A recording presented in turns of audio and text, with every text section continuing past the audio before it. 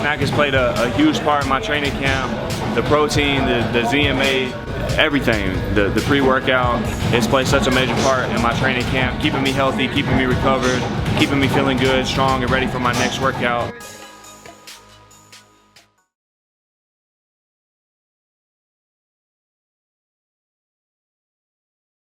That Brad Jacobs, Carl, Todd DeBuff worked for over 2 months to get a protocol how we could do this and live with the coronavirus.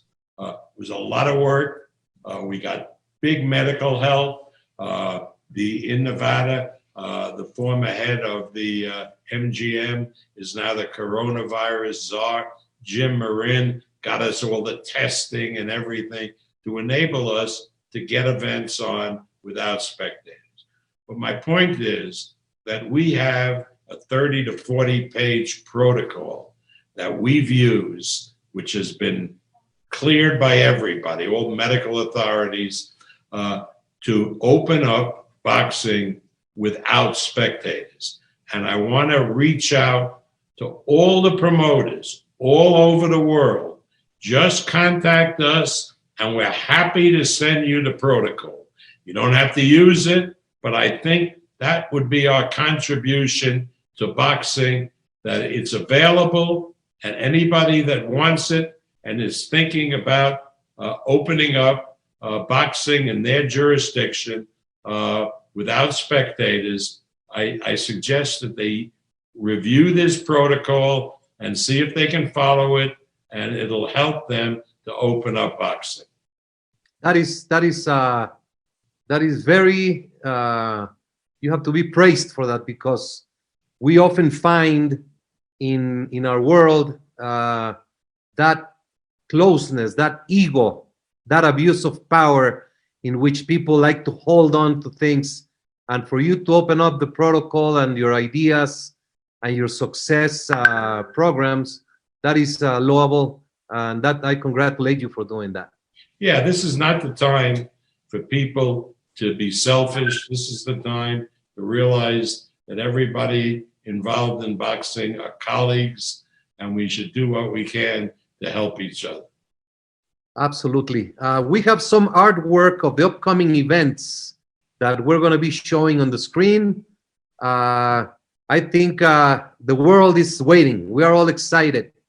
It's been a nightmare. We have had no activity.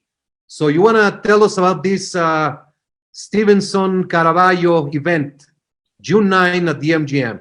Well, that Carl put together these great cards. The first thing we had to make sure was that which fighters remained in shape so that they could start out competing.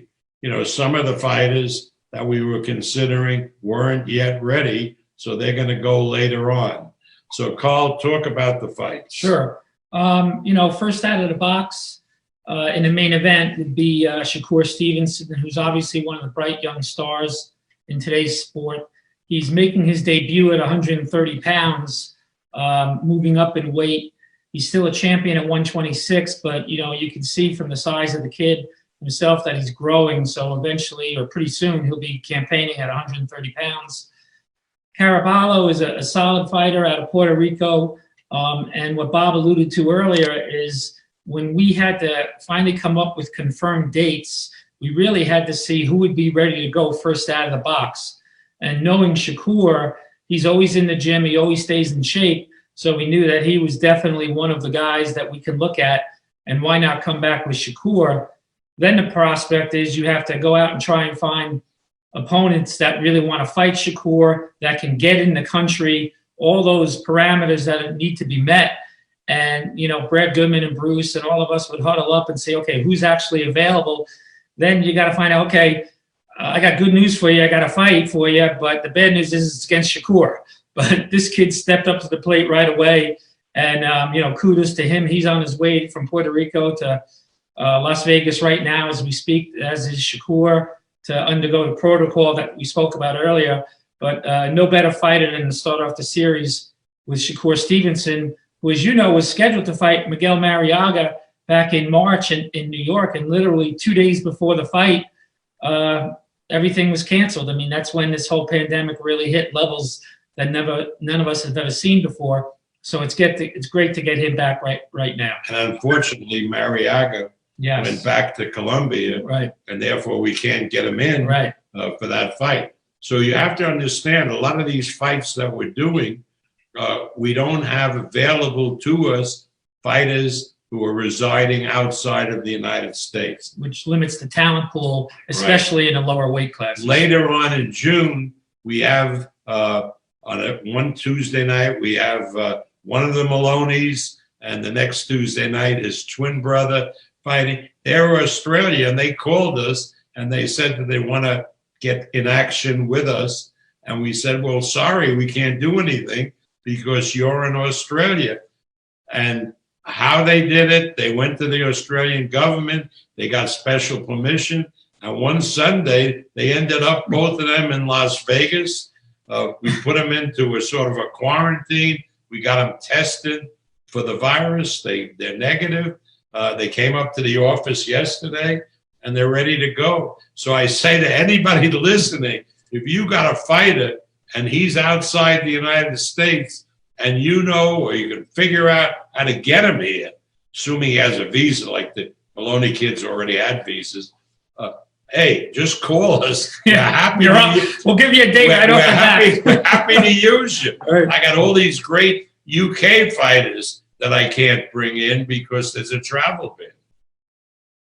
It's a game changer. I mean, boxing by itself, it's complicated. Matchmaking is complicated. And now you get all these different variables that make just things.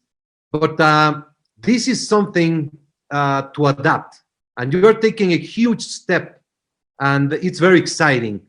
I want to congratulate Top Rank. And you have a wonderful team, great staff, very committed.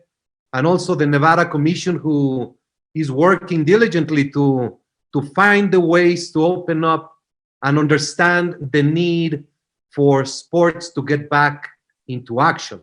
Right. We are all tired of watching the replays of Super Bowl and World Series and the big fights. They had to put on what they had. Of course. And now that once we get this launch, which starts on Tuesday, our people are already beginning to work on phase 2. And phase 2 will be boxing with limited number of spectators.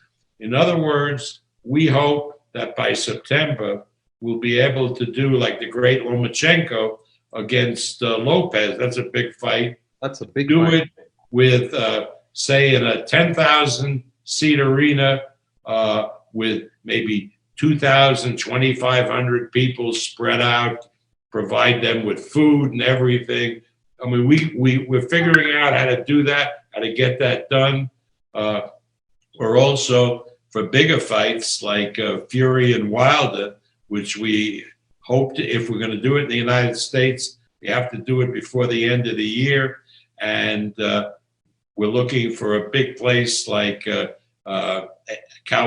old Cowboy Stadium, AT&T Stadium in Dallas, or the new Raider Stadium in Las Vegas, and to do it for 25, 30,000, even 20,000 people, spread everybody out, and gradually bring boxing back. I don't think we're going to get the boxing or any sport with packed arenas until we get an effective vaccine. But in the interim, we can get sports back, particularly boxing, with limited spectators.